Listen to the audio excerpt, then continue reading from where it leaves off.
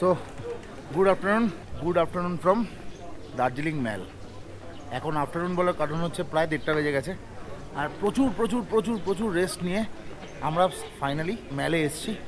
এখন আমরা একটু লাঞ্চ করব, ক্যাভেন্টার্সে যাব, তারপরে আস্তে আস্তে সাইট সিন যে করা যায় করবো। রাইড করে এতটাই টায়ার্ড, রেস্ট না নিলেই হতো না। আমরা দার্জিলিংয়ে 2 দিন থাকার প্ল্যানটা এই কারণেই করেছি যে একটা দিন রেস্টেই থাকবো। খুব ইচ্ছা ছিল ক্যাভেন্টার্সে খাওয়ার, কিন্তু এখানে এসে জানতে পারলাম যে বৃহস্পতিবার দিন ক্যাভেন্টার্স বন্ধ থাকে। তাই এখন ম্যাডাম খুঁজছেন যে কোথায় ভালো খাবার পাওয়া যায়। সকাল থেকে এখনও পর্যন্ত শুধু 1 কাপ চা আর একটা মাফিন খেয়ে রয়েছি, ভালো লাঞ্চ করবো বলে কেস খেয়ে গেছি। তো চলো, মাঝ রাস্তায় দাঁড়িয়ে যেখানে দাঁড়ালে এবার পুলিশ কেস দেবে।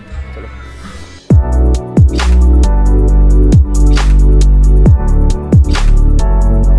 আমাদের লাঞ্চ এসে গেছে।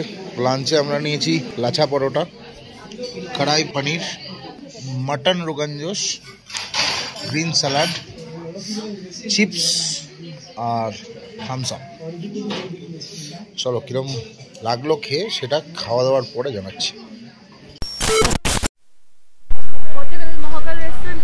আমাদের লাঞ্চ আমরা কমপ্লিট করলাম। আজকে আমাদের লাঞ্চে আমরা মেনু সিলেক্ট করেছিলাম গরম গরম লাচা পরোটা, তার সাথে কড়াই পনির আর রোগান মাটন জুস।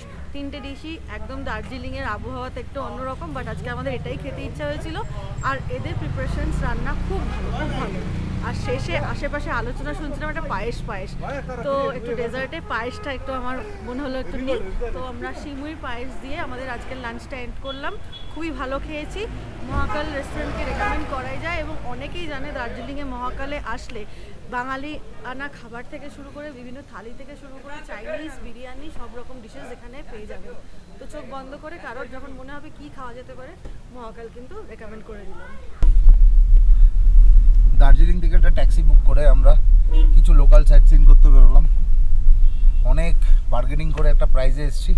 প্রাইসটা বলবো না এই কারণ বার্গেনিংয়ে বিভিন্ন রকম প্রাইস হতে পারে আমরা যেটা নিলাম তার থেকে কমেও পেতে পারো, আবার বেশিও হতে পারে। আমরা এখন যাচ্ছি বাতাসিয়া লুপ। প্রথমবার যাবো, আগের বারে সে কোথাও ঘুরিনি।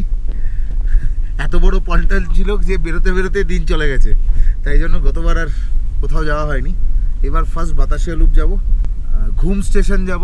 ঘুম স্টেশন একটা মিউজিয়াম আছে, চেষ্টা করবো ওটাকে কভার করার। আর দার্জিলিং রেলওয়ে স্টেশনটা দেখে 2-4টে ছবি তুলবো, কিছু সিনেমেটিক ভিডিও নেব, তারপর back to Darjeeling mall. 3 hours later. তো সাইট সিন তো হয়ে গেছে, এবার আমরা মার্কেটে যাচ্ছি। আমরা লোকাল মার্কেট ঘুরবো আর তোমরা সিনেমেটিক এনজয় করবে। চলো, দেখা হচ্ছে সিনেমেটিক মলে।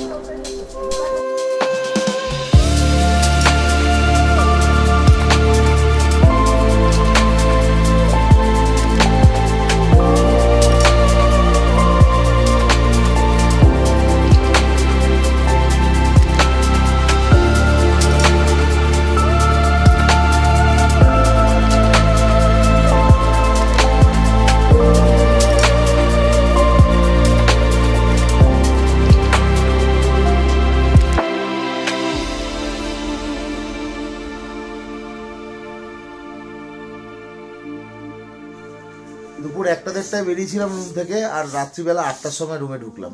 অনেক জায়গায় ঘুরেছি, অনেক কিছু কেনাকাটি করেছি, তারপর তাড়াতাড়ি চলে এসেছি একটাই কারণ, সেটা হচ্ছে তোমাদেরকে ভিডিও দিতে হবে।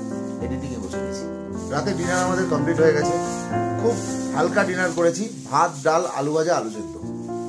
তারপরে এখন আমরা প্যাকিংয়ে বসে গেছি। আর আজকের ভিডিওটা আশা করি তোমাদের ভালো লেগেছে। আর যদি ভালো লেগে থাকে প্লিজ একটা লাইক দিয়ে দিও, আর কিছু বলার থাকলে কমেন্ট করো। আর যারা এখনো সাবস্ক্রাইব করোনি প্লিজ সাবস্ক্রাইব করো। এই বলেই আজকের ভিডিওটা আমি শেষ করছি। দেখা হবে আবার কালকে বা নেক্সট ব্লগে। চলো, টাটা।